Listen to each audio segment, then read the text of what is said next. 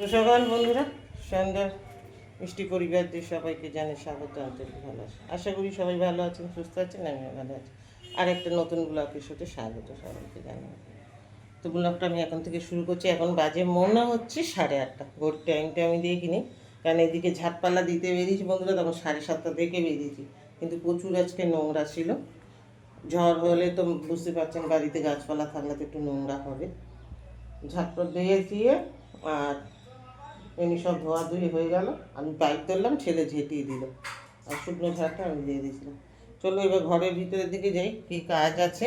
কাজ তো থাকবে, কাজ থাকবে না এটা তো কোনো কথা না। সংসার মানে কাজ, সংসার না অসার।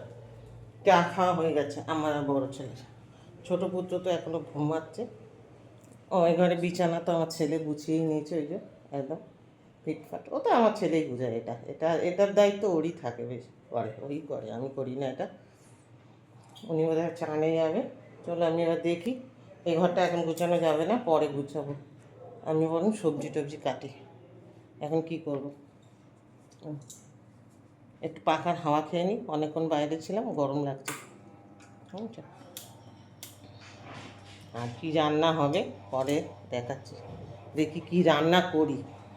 কুমড়ো শাক আছে, কুমড়ো শাক নিয়ে কী করবো বুঝতে পারছি না। আর টিফিন তো বানাবো না মানে এই যে তোমাদের দাদা ভাই কত বড় একটা রুটি এনেছে। এখন 4 পিস করে থাকে এই রুটিগুলো, মানে দুটো খেলে কাপি। দুটোতে এটা তো মানে 8 পিস হবে, না হলে 6 পিস হবে।